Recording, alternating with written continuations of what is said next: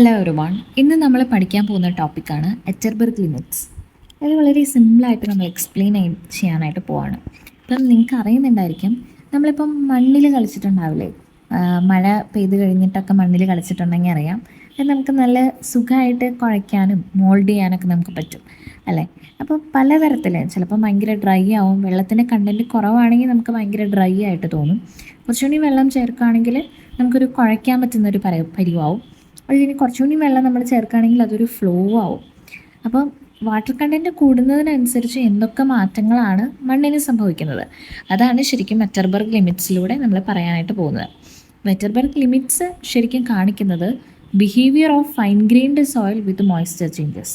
Water content മാറുന്നതിനനുസരിച്ചിട്ട് fine grained ആയിട്ടുള്ള സോയിലിൽ വരുന്ന മാറ്റങ്ങളാണ് വെറ്റർബർഗ് ലിമിറ്റ്സിൽ പറയുന്നത്.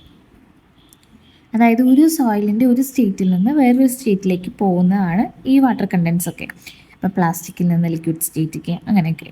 അപ്പം 3 ഇമ്പോർട്ടൻറ്റ് ലിമിറ്റ്സ് ആണുള്ളത്: liquid limit, plastic limit, shrinkage limit. ഇതെന്താണെന്ന് നമ്മൾ ഡീറ്റെയിൽ ആയിട്ട് പറയും. അപ്പം നിങ്ങൾക്ക് ഇവിടെ ഒരു ഗ്രാഫ് കാണാൻ പറ്റും. വൈ ആക്സിസിൽ സോയിലിൻ്റെ വോളിയമാണ്, എക്സ് ആക്സിസിൽ വാട്ടർ കണ്ടൻ്റ് ആണ്. നമുക്കൊരു ഗ്രാഫ് കാണാൻ പറ്റും. അപ്പോൾ ഇതിൽ നിന്ന് നമുക്ക് മനസ്സിലാക്കേണ്ട ഒരു കാര്യം എന്താണ്, ഈ WS, WP, WLA. WS ഉദ്ദേശിക്കുന്നത് ശ്രിങ്കേജ് ലിമിറ്റാണ്, WP എന്ന് പറയുന്നത് പ്ലാസ്റ്റിക് ലിമിറ്റാണ്, WL എന്ന് പറയുന്നത് ലിക്വിഡ് ലിമിറ്റാണ്. അതായത് ആ ലിക്വിഡ് ലിമിറ്റ് എന്ന് ഉദ്ദേശിക്കുന്നത് ആ സമയത്ത് വാട്ടർ കണ്ടൻ്റ് ആണ് കേട്ടോ. അപ്പം സോളിഡ് സ്റ്റേറ്റിൽ നിന്ന് സെമി സോളിഡ് സ്റ്റേറ്റിലേക്ക് നമ്മൾ പോകുമ്പം അവിടുത്തെ ആ ഒരു വാട്ടർ കണ്ടൻ്റ് തന്നെയാണ് നമ്മൾ എന്ത് വിളിക്കുന്നത്, ശ്രിങ്കേജ് ലിമിറ്റ്. സെമി സോളിഡിൽ നിന്ന് പ്ലാസ്റ്റിക്കിലേക്ക് പോകുമ്പം അവിടുത്തെ ബൗണ്ടറി വാട്ടർ കണ്ടൻ്റ് ആണ് പ്ലാസ്റ്റിക് ലിമിറ്റ്. ഇനി പ്ലാസ്റ്റിക് സ്റ്റേറ്റിൽ നിന്ന് ലിക്വിഡ് സ്റ്റേറ്റിലേക്ക് പോകുമ്പം അവിടുത്തെ ബൗണ്ടറി വാട്ടർ കണ്ടൻ്റ് ആണ് ലിക്വിഡ് ലിമിറ്റ്.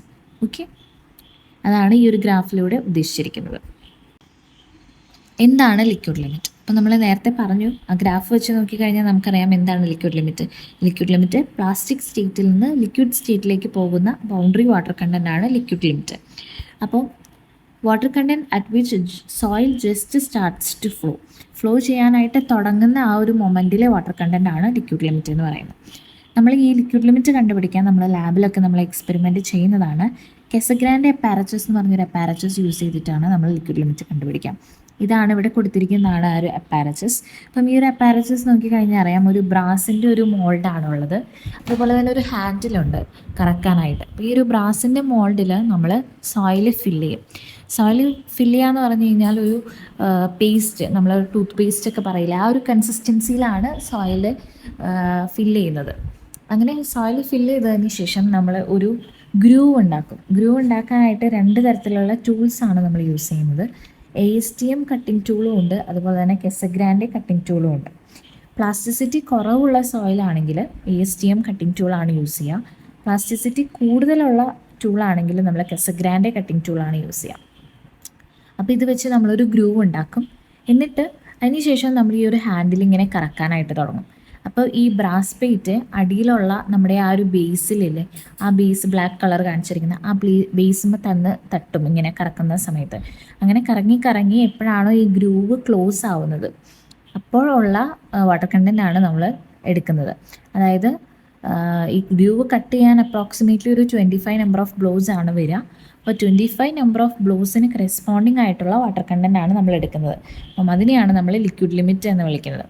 നമ്മൾ ഫൗണ്ടേഷൻ ഡിസൈൻസിലൊക്കെ ഒരുപാട് ആവശ്യമുള്ള ഒരു പോയിൻ്റാണ് ഈ ലിക്വിഡ് ലിമിറ്റ് എന്ന് പറയുന്നത്. ഇനി ഈ ലിക്വിഡ് ലിമിറ്റിൻ്റെ ഒരു വെച്ച് പറയുന്ന ഒരു പ്രോപ്പർട്ടിയാണ്, ഒരു പാരാമീറ്ററാണ് ഫ്ലോ ഇൻഡെക്സ് എന്ന് പറയുന്നത്. അപ്പോൾ ഫ്ലോ ഇൻഡെക്സ് കണ്ടുപിടിക്കാനുള്ള ഇക്വേഷനാണ് ഇവിടെ കൊടുത്തിരിക്കുന്നത്. W1 - W2 divided by log N2 - log N1. അപ്പം ഈ ഒരു ഗ്രാഫാണ് നമുക്ക് ലിക്വിഡ് ലിമിറ്റ് ഈ കെസഗ്രാൻഡ് അപ്പാരച്ചസ് യൂസ് ചെയ്ത് ചെയ്യുമ്പോൾ നമുക്ക് കിട്ടുന്നത്. ലെഫ്റ്റ് സൈഡിൽ വൈ ആക്സിസിൽ വാട്ടർ കണ്ടൻറ്റും അതുപോലെ തന്നെ എക്സ് ആക്സിസിൽ ലോഗ് നമ്പർ ഓഫ് ബ്ലോസ്. നമുക്ക് ഇങ്ങനെ ഒരു ഗ്രാഫാണ് കിട്ടുന്നത്. കറസ്പോണ്ടിങ് നമ്പർ ഓഫ് ബ്ലോസിന് എത്രയാണ് വാട്ടർ കണ്ടൻറ്റ് എന്നുള്ളതാണ് ഇവിടെ കാണിച്ചിരിക്കുന്നത്. ഓക്കെ, അപ്പം ഈ ഒരു ഇക്വേഷൻ വെച്ച് നോക്കിക്കഴിഞ്ഞ് കഴിഞ്ഞാൽ ഫ്ലോ ഇൻഡെക്സ് എന്ന് പറഞ്ഞു കഴിഞ്ഞാൽ actually inversely proportional to shear strength ആണ്. Flow index is inversely proportional to shear strength. പിന്നെ ഈ ഒരു ഫ്ലോ കർവ് ഭയങ്കര ഫ്ലാറ്റർ ആയിട്ടുള്ള ഒരു കർവാണെന്ന് വിചാരിക്കുക. അങ്ങനെയാണെങ്കിൽ എന്താ അർത്ഥം? ഫ്ലോ ഇൻഡെക്സ് കുറവായിരിക്കും. അതേസമയം സ്റ്റീപ്പർ ആയിട്ടുള്ളതാണെങ്കിൽ ഫ്ലോ ഇൻഡെക്സ് കൂടുതലായിരിക്കും. ആ ഒരു കാര്യം കൂടി ഓർത്ത് വയ്ക്കാം. അടുത്തത് എന്താണ് പ്ലാസ്റ്റിക് ലിമിറ്റ് എന്നാണ്. പ്ലാസ്റ്റിക് ലിമിറ്റ് എന്ന് പറഞ്ഞു കഴിഞ്ഞാൽ minimum water content that required by the soil to enter in to plastic state. Plastic സ്റ്റേറ്റിലേക്ക് കടക്കാനായിട്ട് വേണ്ടി വരുന്ന ആ ഒരു മിനിമം വാട്ടർ കണ്ടൻറ്റിനെയാണ് നമ്മൾ പ്ലാസ്റ്റിക് ലിമിറ്റ് എന്ന് വിളിക്കുന്നത്. Water content at which soil crumbles when rolled into threads of 3 mm diameter. ഈ ഒരു പ്ലാസ്റ്റിക് ലിമിറ്റ് നമ്മൾ കണ്ടുപിടിക്കാനായിട്ട് നമ്മളിങ്ങനെ മണ്ണിങ്ങനെ നമ്മൾ ഹാൻഡിലിങ്ങനെ വെച്ചിട്ട് 3 mm ഡയമീറ്റർ നീളത്തിലുള്ള റോളുകളായിട്ട് മാറ്റാണ്. അപ്പോൾ അത് പൊട്ടുന്നതിന് തൊട്ട് മുമ്പ് വരെയുള്ള ആ ഒരു വാട്ടർ കണ്ടൻറ്റ് തന്നെയാണ് പ്ലാസ്റ്റിക് ലിമിറ്റ് എന്ന് പറയുന്നത്. ഇനി അതുപോലെ നമ്മൾ നേരത്തെ ഫ്ലോ കർവ് യൂസ് ചെയ്തിട്ട് ഫ്ലോ ഇൻഡെക്സ് പറഞ്ഞ പോലെ പ്ലാസ്റ്റിസിറ്റി ഇൻഡെക്സ് എന്ന് പറയുന്നത് പ്ലാസ്റ്റിക് ലിമിറ്റിൽ വരുന്ന ഒരു ടേമാണ്.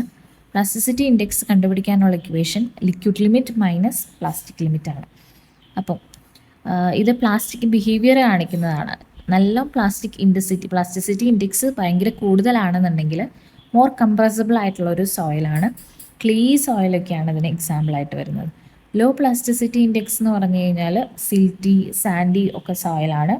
അതായത് പ്ലാസ്റ്റിസിറ്റി ഭയങ്കര കുറവാണെന്നാണ് അർത്ഥം. ഓക്കെ, ഇനി അടുത്തത് ശ്രിങ്കേജ് ലിമിറ്റാണ്.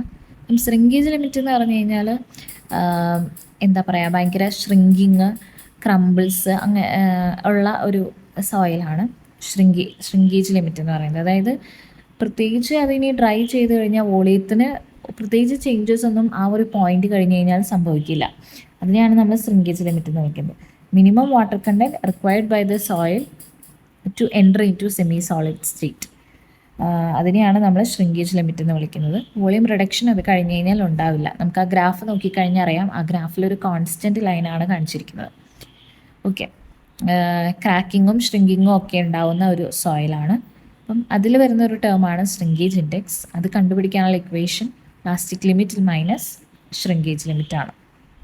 ഓക്കെ, ഇനി അടുത്തത് കുറച്ച് ഇൻഡെക്സസും കൂടിയുണ്ട്. അതായത് ടഫ്നെസ് ഇൻഡെക്സ് കണ്ടുപിടിക്കാനുള്ള ഇക്വേഷൻ IF എന്നല്ല. IF എന്ന് പറയുന്നത് നമ്മൾ നേരത്തെ പറഞ്ഞ ഒരു ഫ്ലോ ഇൻഡെക്സ് ആണ്. ടഫ്നെസ് ഇൻഡെക്സ് IT ആണ്. ഞാൻ എഴുതിയപ്പോൾ മാറിയതാണ്. IT is equal to IP/IF ആണ്. പിന്നെ ലിക്വിഡിറ്റി ഇൻഡെക്സ് എന്ന് പറഞ്ഞു കഴിഞ്ഞാൽ water content minus plastic limit by plasticity index ആണ്. കൺസിസ്റ്റൻസി ഇൻഡെക്സ് എന്ന് പറയുന്നത് liquid limit minus water content divided by plasticity index ആണ്. ഓക്കെ, ഇത് നമ്മൾ നേരത്തെ പറഞ്ഞ കാര്യങ്ങൾ തന്നെയാണ്. അതായത് ലിക്വിഡ് ലിമിറ്റ് കാണാനായിട്ട് യൂസ് ചെയ്യുന്ന മെത്തേഡ്സ് കെസിഗ്രാൻഡെ മെത്തേഡാണ്. അതിൻ്റെ ടൂൾസാണ് പറയുന്നത്. പ്ലാസ്റ്റിക് ലിമിറ്റ് ആണെങ്കിൽ ത്രെഡ് റോളിംഗ് ആണ്. ശ്രിങ്കേജ് ലിമിറ്റ് ആണെങ്കിൽ നമ്മൾ വോളിയം ചേഞ്ച് ടെസ്റ്റ് ആണ്. മെർക്കുറി യൂസ് ചെയ്തിട്ടാണ് ശ്രിങ്കേജ് ടെസ്റ്റ് കണ്ടുപിടിക്കുന്നത്. ഇനി നമ്മൾ മെയിനായിട്ട് ഈ ഒരു അറ്റർബർഗ് ലിമിറ്റ്സ് ഒക്കെ കണ്ടുപിടിക്കുന്നത് സോയിലിനെ ക്ലാസിഫൈ ചെയ്യാനാണ്. ഐഡൻറ്റിഫിക്കേഷൻ ടെസ്റ്റുകളാണ്. അതുപോലെ തന്നെ ഫൗണ്ടേഷൻ ഡിസൈനിൽ നമ്മൾ യൂസ് ചെയ്യാറുണ്ട്. എർത്ത് വർക്ക് ആൻഡ് എംബാങ്ക്മെൻറ്റ് പ്ലാനിങ്ങിന് യൂസ് ചെയ്യാറുണ്ട്. സ്വെല്ലിംഗ് അല്ലെങ്കിൽ ശ്രിങ്കേജ് ബിഹേവിയർ ഇൻ എക്സ്പാൻസീവ് സോയിൽസിൽ യൂസ് ചെയ്യാറുണ്ട്. ഇനി നമ്മൾ ഈ ഒരു പോർഷനിൽ നിന്ന് നമ്മൾ കുറച്ച് ക്വസ്റ്റ്യൻസ് ഡിസ്കസ് ചെയ്യാണ്. Liquid limit of a soil indicates its. ഒരു സോയിലിൻ്റെ ലിക്വിഡ് ലിമിറ്റ് കണ്ടുപിടിക്കുകയാണെങ്കിൽ അതിൻ്റെ ഇൻഡിക്കേറ്റ് ചെയ്യുന്നത് കംപ്രസബിലിറ്റിയാണ്.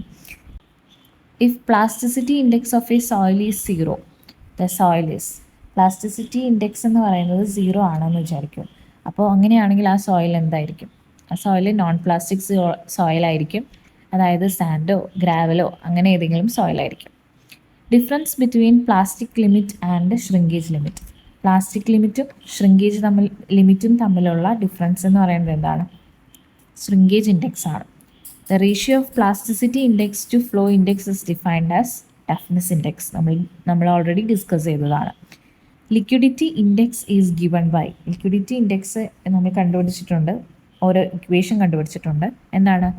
Water content minus plastic limit divided by plasticity index. Okay, ഇതാണ് ഇക്വേഷൻസ് വരുന്നത്. അപ്പോൾ ഇതൊന്നും കൂടി നോക്കുക. നിങ്ങൾക്ക് എന്തെങ്കിലും ഡൗട്ട്സ് ഉണ്ടെങ്കിൽ കമൻസിൽ ചോദിക്കാം. Thank you.